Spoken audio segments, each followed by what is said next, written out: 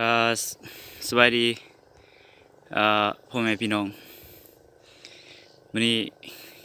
เป็นวันที่27เดือน11ปี2018ข้าพเจ้าเองมาแทกให้ประชาชนอยู่บ้านอาเซอร์กลุ่มบ้านอาเซอร์เมืองสัมพันธ์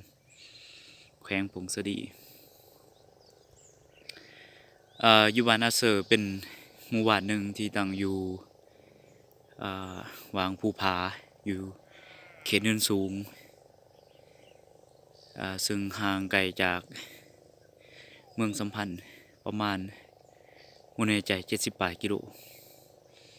แต่ทางมาทางพิกเจอร์ใหม่หรือว่าแถวน้ำดีนี่ก็สิประมาณ30 กิโลเนาะก็เป็นหมู่บ้านหนึ่ง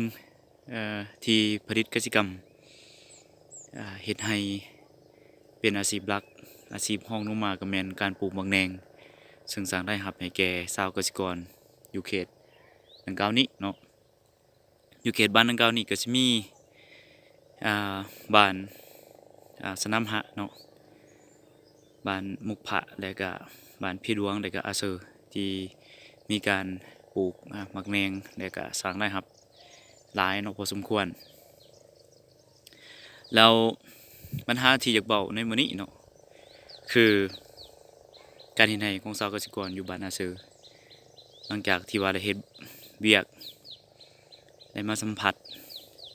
ได้มากินได้มานอนได้มาเห็น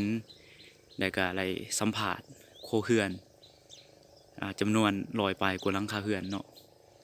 เห็นว่า100%ชาวเกษตรกรอยู่บ้านดังกล่าวนี่ใช้ยาฆ่าหญ้าเป็นส่วนใหญ่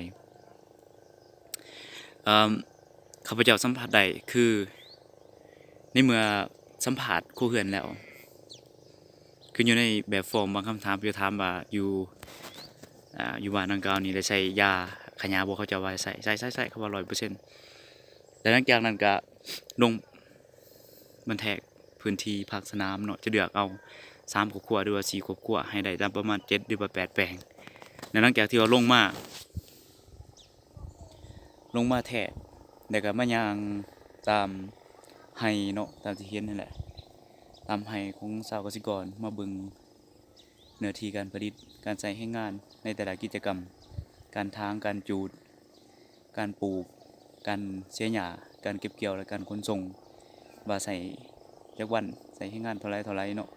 แล้วอีกประเด็นหลักๆที่อยากบอกในที่นี้คือการใส่ยาฆ่าหญ้อยู่ว่านี่ข้าพเจ้าสัมผัสได้คือขนาดว่าเขาเจ้าอันนั้นแล้วฉีดเก็บเกี่ยวแล้วเวลาเฮามาย่างตามบนเขตผลิตของเขาเจ้าคืออยู่ไร่นี่แหละที่ข้าพเจ้าอันนี้ย่างผ่านลงมาแล้วความรู้สึกคือจะคล้ายๆกับแบบคอเฮาแห้งแล้วก็ปุ่นท้องเนาะอันนี้ก็บ่แน่ใจว่า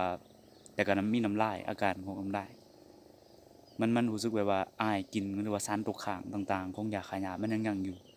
เนาะแล้วการใช้ยาฆ่าหญ้าอันนี้เว้าในขณะเว้านี่ก็รู้สึกน้ำลายออกมาหลายอันนี้เว้าให้ท่านผู้ชมและผู้ฟังนำกันให้เขารู้ว่าผลหายของการนำใส่ยาฆ่าหญ้านี่มันรุนแรงเนาะเป็นสารใส่ไปแล้วก็ยังตกค้างอยู่ตามดินแล้วก็ตามแม่น้ำต่างๆที่ว่าอยู่เขตต่ำกว่าเนาะโดยเฉพาะแม่นชีวนานาพันธุ์บ่หรือว่ารวมไปถึงมนุษย์หรือว่าคนเฮานี่แหละผู้ที่อยู่รุมหั่นนะครับผลกระทบไปเนาะอันนี้ก็ขอเป็นอุทาหรณ์หรือว่าเป็นบทเรียนอันนึงเนาะที่ว่าควรจะแบบจะมีวิธีแนวใดในการที่จะหันอาชีพของประชาชนให้เป็นคงที่ยืนยงและก็เป็นมิตรกับสิ่งแวดล้อมซึ่งข้าพเจ้า